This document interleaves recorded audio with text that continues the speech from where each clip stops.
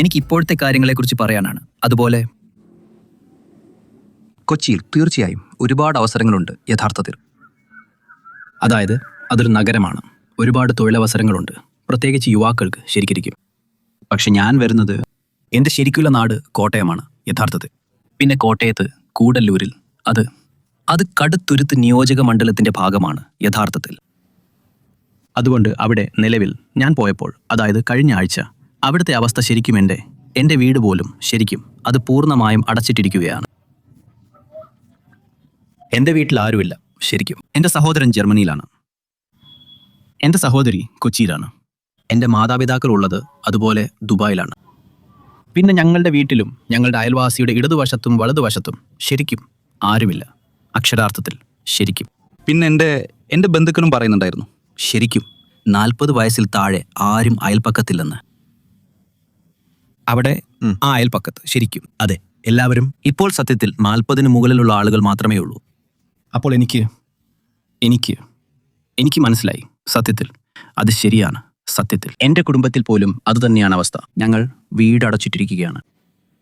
അപ്പോൾ എനിക്ക് തോന്നുന്നത് എന്തുകൊണ്ടാണിത് സംഭവിക്കുന്നത് സത്യത്തിൽ എന്ന് വെച്ചാൽ, എനിക്ക് തോന്നി ആ സമയത്ത് ഞാൻ കൊച്ചിയിലായിരിക്കുമ്പോൾ പോലും തീർച്ചയായും എനിക്ക് തോന്നുന്നു സത്യത്തിൽ ഇവിടെ ഒരുപാട് അവസരങ്ങളുണ്ട്, തൊഴിലവസരങ്ങളുണ്ട് സത്യത്തിൽ. മാത്രമല്ല ഇത് ജീവിക്കാൻ നല്ലൊരു സ്ഥലമാണ്. പക്ഷേ ഞങ്ങളുടെ ചെറിയ ചെറിയ സ്ഥലങ്ങളിൽ സത്യത്തിൽ എനിക്ക് തോന്നുന്നു നമ്മുടെ സംസ്ഥാനത്തെ എല്ലാ ചെറിയ ചെറിയ സ്ഥലങ്ങളിലും ഈ പ്രശ്നമുണ്ട് സത്യത്തിൽ. ആളുകൾ കുടിയേറുകയാണ് സത്യത്തിൽ. അപ്പോൾ അതെ, സത്യത്തിൽ ഒരു വികസനം നടക്കുന്നുണ്ടെന്ന് നമുക്ക് തോന്നുന്നുണ്ടെങ്കിലും അവസരങ്ങൾ ഇതെങ്ങനെ സംഭവിക്കുന്നു സത്യത്തിൽ നിങ്ങൾക്ക് എന്ത് തോന്നുന്നു? ഞാൻ 2020-ലാണ് കേരളത്തിലേക്ക് തിരികെ വന്നത്. അതുകൊണ്ട് ഞാൻ വളർന്നത് ചെന്നൈയിലാണ്. ഞാൻ കേരളത്തിൽ നിന്നാണെങ്കിലും എനിക്ക് തോന്നുന്നത് എന്താണെന്ന് വെച്ചാൽ, നമുക്ക് അവസരങ്ങളുണ്ട്. പക്ഷെ വീണ്ടും എനിക്ക് തോന്നുന്നത് സമൂഹത്തിൽ നിന്ന് ഒരു ധാർമ്മികമായ ചോദ്യമുണ്ട്. ഉദാഹരണത്തിന് ഞാൻ ഈ കമ്മലുകളോ മറ്റോ ഇട്ടാൽ പോലും, ഞാൻ ക്വിയർ ആണെങ്കിൽ പോലും, നിങ്ങൾ ആരാണ്, നിങ്ങളുടെ പേരുകൾ എന്താണ് എന്നൊക്കെയുള്ള ചോദ്യങ്ങളുണ്ട്. പിന്നെ നിങ്ങൾക്കറിയാമല്ലോ, നിങ്ങൾ സ്വയം തിരിച്ചറിഞ്ഞാൽ പോലും നിങ്ങൾക്കത് ചെയ്യാൻ കഴിയില്ല, അല്ലെങ്കിൽ നിങ്ങൾക്കൊരു അതിർവരമ്പ് ലംഘിക്കാൻ കഴിയില്ല എന്നൊക്കെയുള്ള ചോദ്യം എപ്പോഴുമുണ്ട്. അത് നമ്മുടെ സിസ്റ്റത്തിൽ സാമൂഹികമായി അലിഞ്ഞു ചേർന്നിട്ടുള്ളതാണ്. എനിക്ക് തോന്നുന്നു കൊച്ചിയിലോ തിരുവനന്തപുരത്തോ കോഴിക്കോട്ടോ അവിടെ മറ്റ് സംസ്ഥാനങ്ങളിൽ നിന്ന് കൂടുതൽ ആളുകൾ വരുന്നതുകൊണ്ട് അത് ഈ അനുഭവങ്ങളോട് കൂടുതൽ തുറന്നതാണ്. പക്ഷേ നിങ്ങൾ കേരളത്തിലെ ഏതെങ്കിലും ഗ്രാമങ്ങളിലേക്ക് യാത്ര ചെയ്താൽ അവരിപ്പോഴും നിങ്ങളെ തുറിച്ചു നോക്കും. അവരിപ്പോഴും നിങ്ങളെ ചോദ്യം ചെയ്യും. എനിക്ക് തോന്നുന്നു ആളുകൾക്ക് അവരായിരിക്കാൻ കഴിയുന്ന ഒരിടവും നമുക്കില്ല എന്നതാണ് കാര്യം. എനിക്ക് തോന്നുന്നു ഗവൺമെൻറ്റും ഇടങ്ങളുണ്ടാക്കാൻ ശ്രമിക്കുന്നുണ്ട്. കൂടാതെ ആളുകൾക്ക് അവരായിരിക്കാനും അവർക്കിഷ്ടമുള്ള കാര്യങ്ങൾ ചെയ്യാനും കഴിയുന്ന സാംസ്കാരിക മേഖലയിലും മറ്റ് മേഖലകളിലും നിക്ഷേപിക്കാനും അവർ ശ്രമിക്കുന്നുണ്ട്. പക്ഷെ വീണ്ടും എനിക്ക് തോന്നുന്നു സാമൂഹികമായി യുവാക്കൾക്ക് എന്താണ് വേണ്ടതെന്ന് ആളുകൾ മനസ്സിലാക്കി വരുന്ന ഒരു തലത്തിലേക്ക് നമ്മളിപ്പോഴും വളർന്നുകൊണ്ടിരിക്കുകയാണ്. ഞാൻ ഉദ്ദേശിച്ചത് അതാണ് എനിക്ക് തോന്നുന്നത്. അവസരങ്ങൾ ഇവിടേക്ക് വരുന്നുണ്ട്. സർക്കാർ കൂടുതൽ നിക്ഷേപകരെയും അടിസ്ഥാന സൗകര്യങ്ങളും കൊണ്ടുവരാൻ ശ്രമിക്കുന്നുണ്ട്. ഞാൻ ഉദ്ദേശിച്ചത്, നിങ്ങൾ കൊച്ചിയിൽ നോക്കുകയാണെങ്കിൽ നിങ്ങൾക്ക് ആദ്യത്തെ സോളാർ എയർപോർട്ട്, ആദ്യത്തെ വാട്ടർ മെട്രോ എന്നിവ കാണാം. ഇവിടെ ഒരുപാട് ആദ്യത്തെ കാര്യങ്ങളുണ്ട്. അതെ, അപ്പോൾ ഞാൻ പറഞ്ഞു വന്നത് യഥാർത്ഥത്തിൽ അടിസ്ഥാനപരമായി കൊച്ചി ശരിക്കും കുതിച്ചു വരികയാണ്. അതെ, പക്ഷെ എന്തുകൊണ്ടാണ് കൊച്ചി യഥാർത്ഥത്തിൽ മുന്നോട്ടു പോകാത്തത്? അതെ, അപ്പോൾ അവിടെ എനിക്ക് തോന്നുന്നു യഥാർത്ഥത്തിൽ കൂടുതൽ വികസനമുണ്ട്, ഒരു സ്ഥലമുണ്ട് ശരിക്കും. പിന്നെ ഇത് മൊത്തത്തിൽ കൊച്ചി ശരിക്കും മലിനമാവുകയോ അല്ലെങ്കിൽ ഒരുപാട് കൂടുകയോ ചെയ്യുന്നുണ്ട്. എല്ലാം കൊച്ചിയിൽ മാത്രമാണ് സംഭവിച്ചിട്ടുള്ളത്. എന്തുകൊണ്ടൊരു പുതിയ സൈബർ ടവർ തൃശ്ശൂരിലോ കോട്ടയത്തോ തുടങ്ങിക്കൂടാ ശരിക്കും? അതെ, അത് നൽകുന്നു. ഒരു IT എവിടെ നിന്നും ജോലി ചെയ്യാവുന്നതാണ് ശരിക്കും. അതിന് ഒരു നഗരം തന്നെ വേണമെന്നില്ല ശരിക്കും. അപ്പോൾ അങ്ങനെ കൂടുതൽ നഗരങ്ങൾ ശരിക്കും തീർച്ചയായും പ്രകൃതിയെ സംരക്ഷിച്ചുകൊണ്ട് ശരിക്കും. എന്നാൽ അപ്പോൾ മാത്രമേ കൂടുതൽ അവസരങ്ങൾ ഉണ്ടാകൂ. അങ്ങനെ ആളുകൾ കാനഡയിലേക്കോ ജർമ്മനിയിലേക്കോ UK പോകില്ല ശരിക്കും. അവർ കൊച്ചിയോടൊരു പൊതുവായ പ്രത്യേക താല്പര്യമുണ്ട്. അതെ എന്ന് ഞാൻ പറഞ്ഞു. അതെ, അത് യഥാർത്ഥത്തിൽ കൊച്ചി, തിരുവനന്തപുരം അല്ലെങ്കിൽ കോഴിക്കോടിന് പുറത്ത് വികസനത്തിന്റെ ഒരു ചെറിയ കുറവ് കാണിക്കുന്നു. അതെ അതെ അതെ, എനിക്കും തോന്നുന്നു തൃശ്ശൂർ, കോഴിക്കോട്, കോട്ടയം, വയനാട് പോലുള്ള ജില്ലകൾക്ക് ഒരു വലിയ പരിധിവരെ ടൂറിസത്തിൻ്റെ മേഖലകളിലും IT വികസനത്തിൻ്റെ മേഖലകളിലും ഒരുപാട് സാധ്യതകളുണ്ട്. കൂടാതെ വിദ്യാഭ്യാസ മേഖലയും കൂടുതൽ സാധ്യതകൾ കണ്ടെത്തേണ്ട ഒന്നാണ്. എനിക്കുറപ്പാണ്, മറ്റ് സർക്കാരുകളെ അപേക്ഷിച്ച് നമ്മുടെ സർക്കാർ വളരെ വളരെ പിന്നിലാണ്. പക്ഷേ നമ്മുടെ കഴിവും പ്രാപ്തിയും വെച്ച് നമുക്ക് ചെയ്യാൻ കഴിയുന്ന ഒരുപാട് സാധ്യതകളുണ്ട്. അതുകൊണ്ട് കൊച്ചിയെ ഈ സംഭാഷണത്തിൽ നിന്ന് മാറ്റി നിർത്തുന്നതിനേക്കാളുപരി കേരളത്തിൽ ടൂറിസത്തിൽ വലിയ തോതിൽ ഉപയോഗിക്കാൻ കഴിയുന്ന വലിയ പ്രദേശങ്ങളുണ്ട്. എനിക്കറിയാം, കേരള സർക്കാർ ഒരുപക്ഷെ ഒരു നല്ല ജോലിയാണ് ചെയ്യുന്നതെന്ന്. അതായത് അവർ പല കാര്യങ്ങളിലും നിക്ഷേപിക്കുന്നുണ്ട്. പിന്നെ പത്രസമ്മേളനങ്ങൾ നടത്തുന്ന ഒരു മുഖ്യമന്ത്രിയും നമുക്കുണ്ട്. കൂടാതെ അദ്ദേഹം ആളുകളെ കാണുന്നുണ്ട്.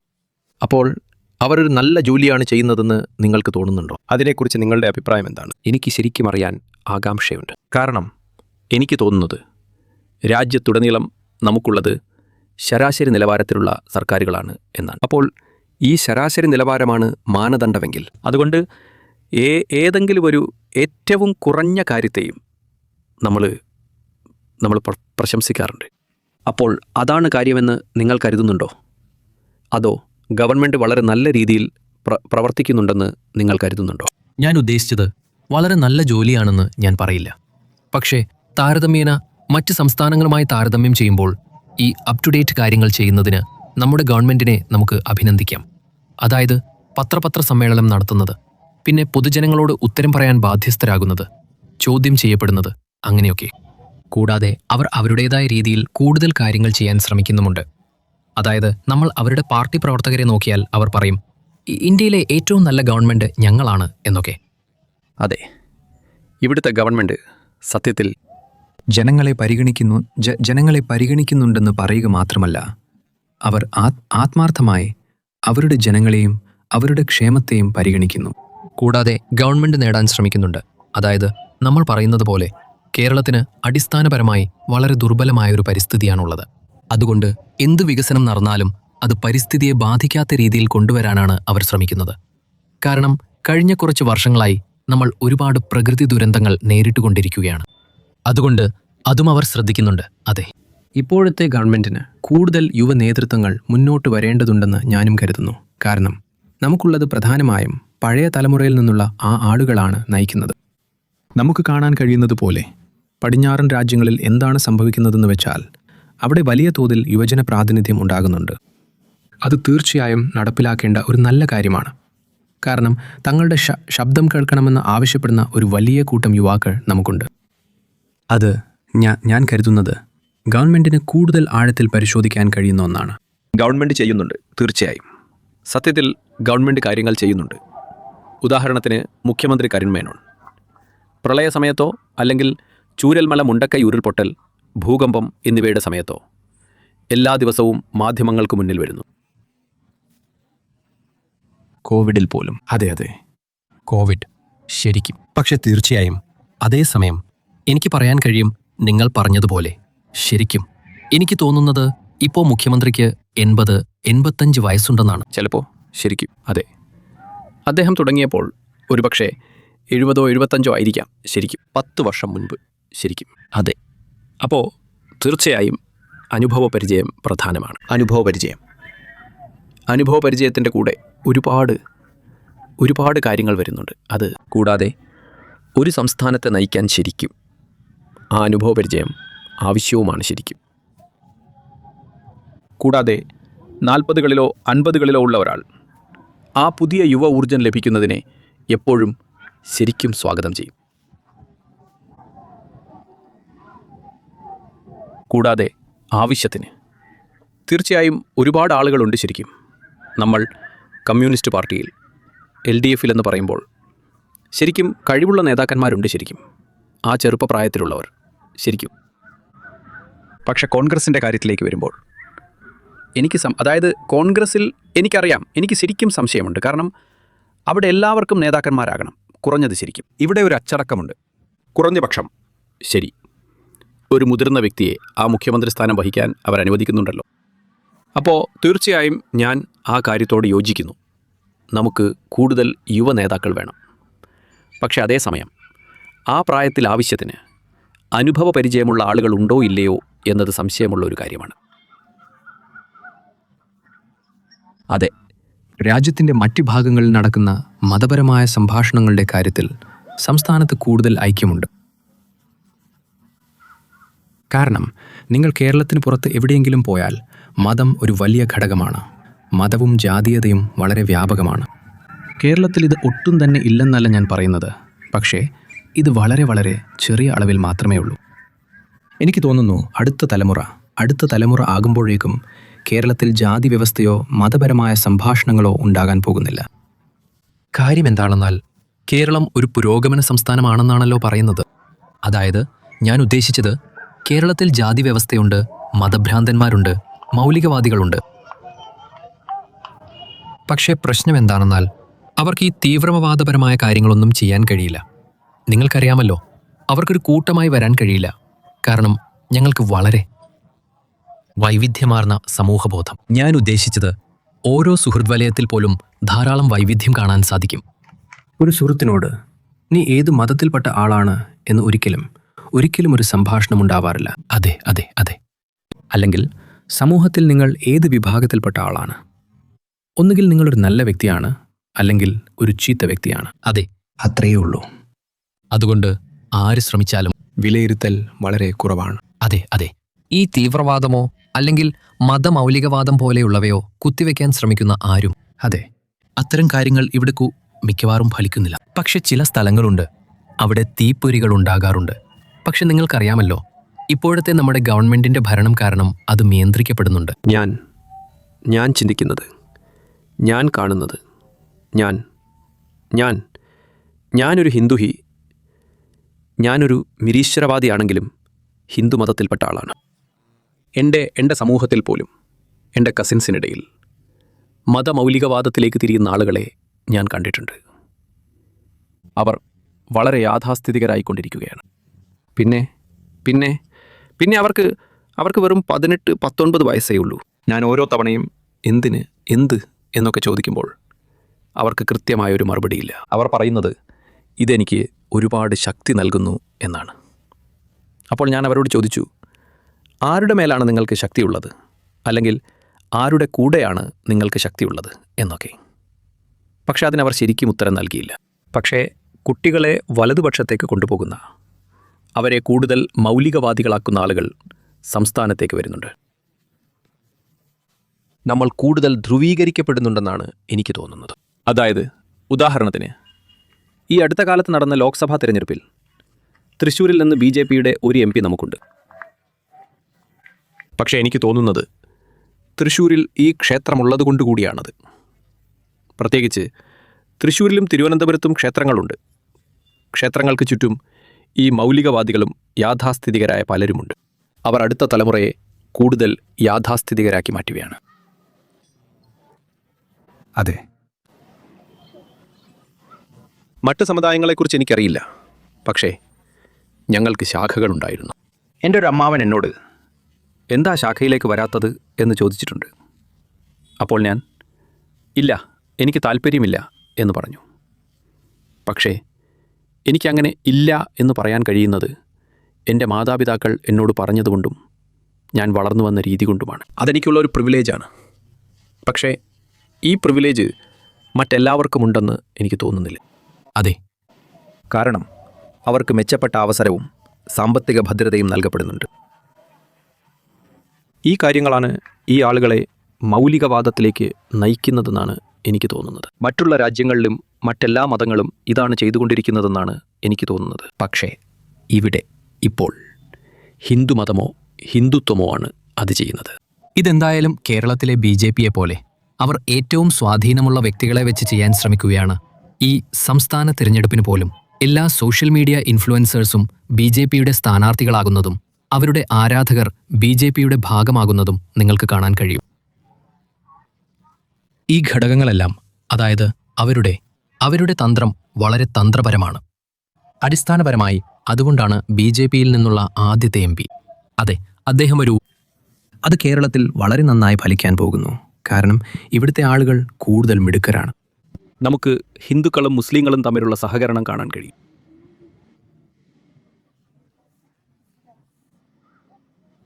അല്ലെങ്കിൽ ഹിന്ദുക്കളും ക്രിസ്ത്യാനികളും യഥാർത്ഥത്തിൽ ഒരു പക്ഷത്തെ അനുകൂലിക്കുന്നുണ്ട്. കൂടാതെ പാർട്ടി രാഷ്ട്രീയം മതവുമായി കലരുന്നത് വളരെ വ്യക്തമാണ്.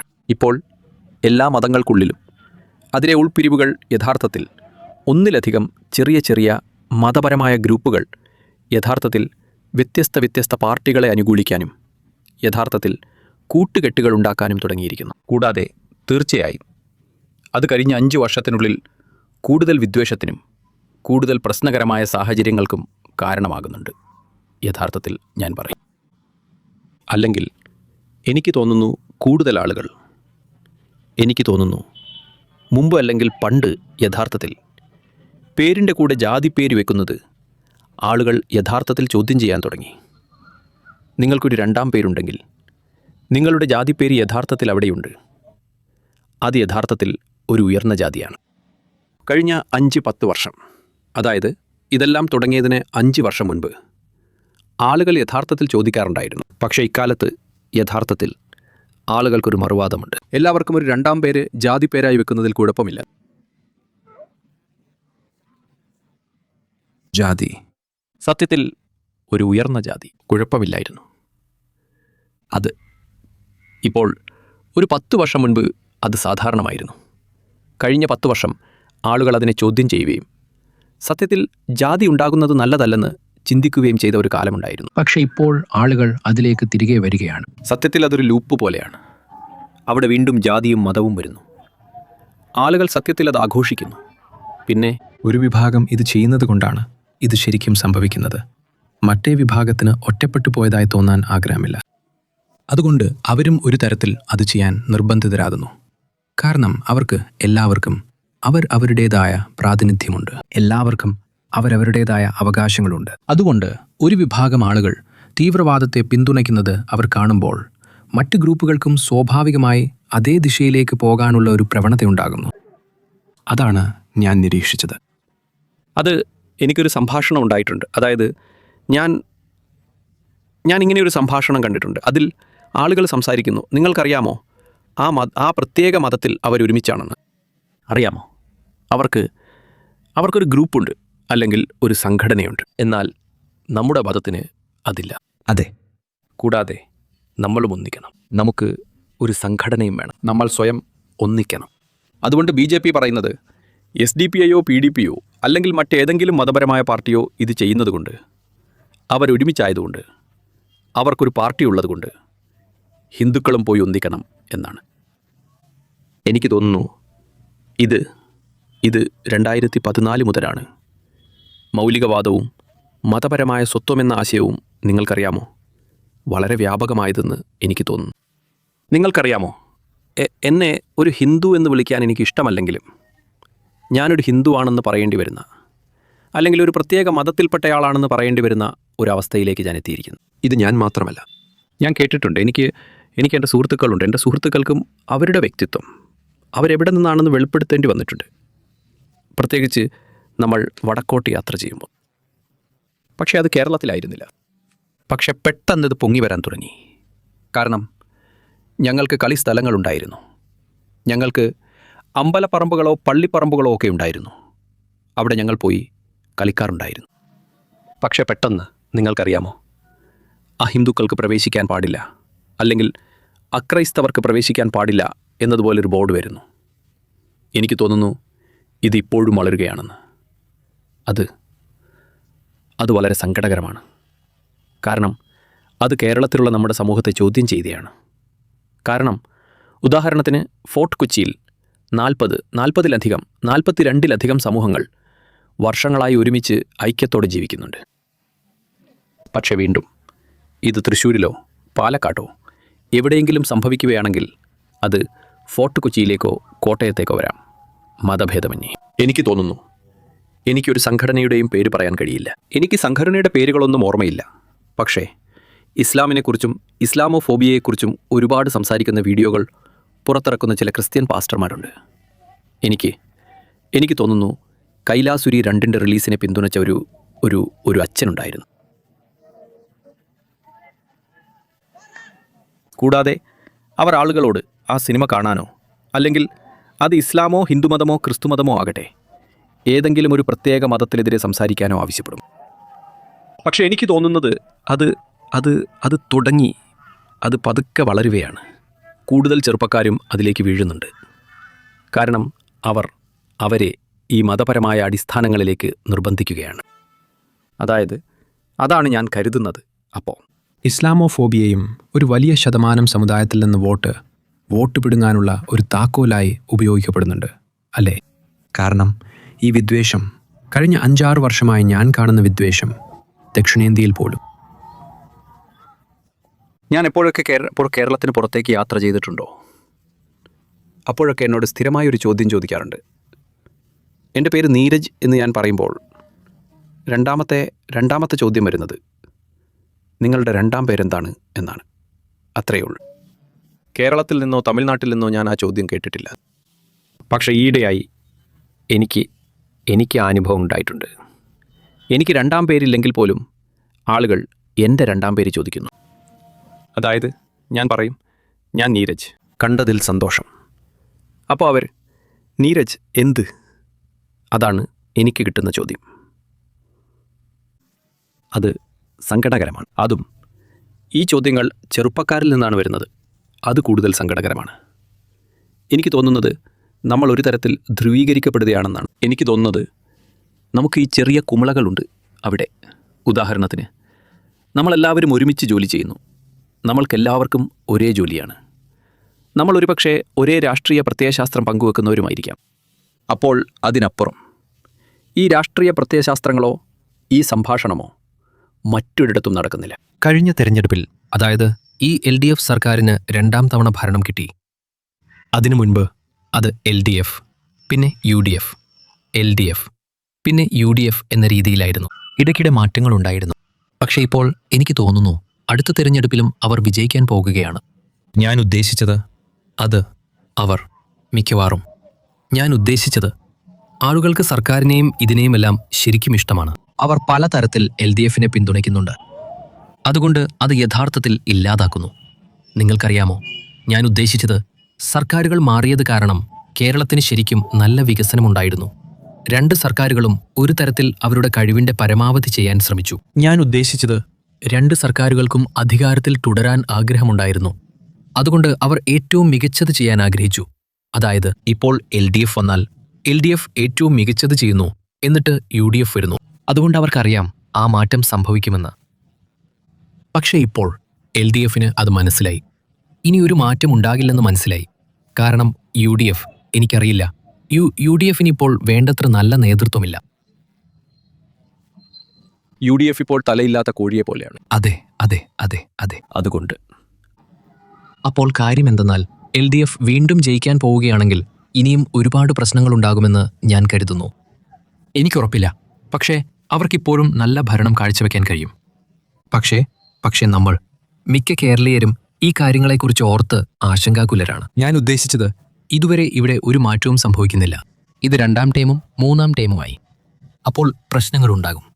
ആളുകൾ അത്തരം പ്രശ്നങ്ങൾ പ്രതീക്ഷിക്കുന്നു. അതുകൊണ്ട് ചിലപ്പോൾ അടുത്ത തെരഞ്ഞെടുപ്പിൽ ഒരു മാറ്റവും ഉണ്ടാകും. അവർക്ക് ഭരണത്തിൽ ഒരു മാറ്റം വേണം. അതുകൊണ്ട് അവർ UDFന് കൂടുതൽ വോട്ട് ചെയ്യാൻ ശ്രമിക്കും. പക്ഷെ നേതൃത്വത്തിന്റെ പ്രശ്നം ഇതാണ്, അവർക്കിനി UDFനെ ആശ്രയിക്കാൻ കഴിയില്ല. അതുപോലുള്ള പ്രശ്നങ്ങളുണ്ട്. പക്ഷേ എനിക്കറിയില്ല, എല്ലാം ആളുകളെ ആശ്രയിച്ചിരിക്കും. അടിസ്ഥാനപരമായി ആളുകൾ നമ്മുടെ തെരഞ്ഞെടുപ്പുകളെ വിലയിരുത്തും. എനിക്ക് തോന്നുന്നു നമുക്ക് 2 ഉദാഹരണങ്ങളുണ്ട് നമ്മുടെ രാജ്യത്ത്. നമുക്കൊരു സർക്കാരുണ്ട്. അതായത് 2014 മുതൽ എത്രയായി? ഇപ്പോൾ 12 വർഷം. ആ കേന്ദ്ര സർക്കാർ ഇപ്പോൾ 10 വർഷമായി ഭരിക്കുന്ന ഒരു സർക്കാരാണ് നമുക്കുള്ളത്. അധികാരം ആളുകളെ ദുഷിപ്പിക്കുമെന്ന് ഞാൻ കരുതുന്നു.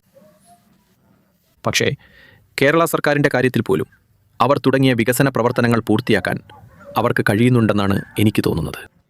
അവർ തുടങ്ങിയ പരിപാടി ഭരണ തുടർച്ച ലഭിച്ചതുകൊണ്ട് അവർക്കത് പൂർത്തിയാക്കാൻ കഴിഞ്ഞു. പക്ഷേ എനിക്ക് തോന്നുന്നത് മിക്ക വികസന പദ്ധതികളും തുടങ്ങിയത് മറ്റേ UDF ആണെന്നും ഇപ്പോഴത്തെ സർക്കാർ അത് പൂർത്തിയാക്കുകയാണെന്ന് മാത്രവുമാണ്.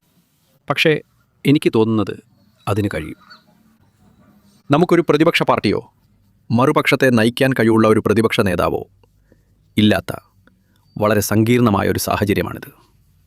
കേന്ദ്ര സർക്കാരിൻ്റെ കാര്യവും ഇതുതന്നെയാണ്. അതായത് ഗവൺമെന്റിനെ ആർക്ക് വെല്ലുവിളിക്കാൻ കഴിയും? പ്രതിപക്ഷ നേതാക്കളില്ല.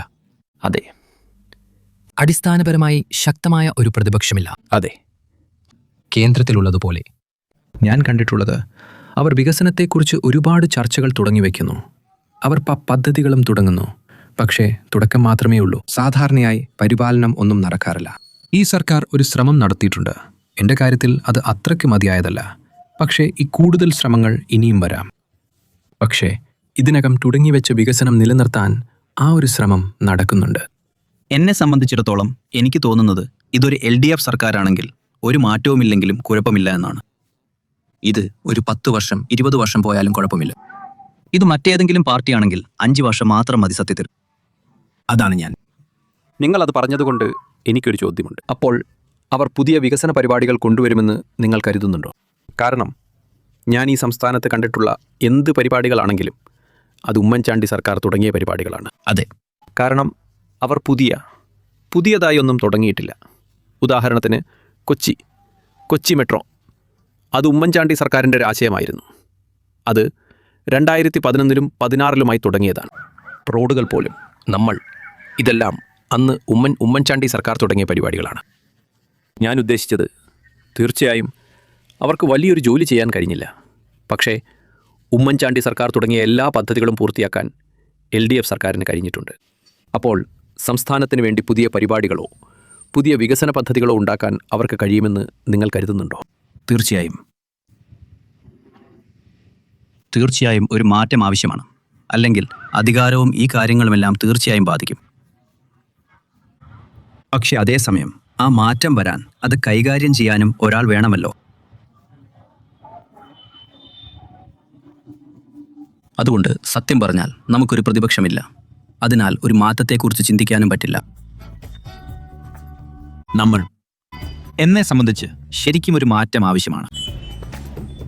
അതെ,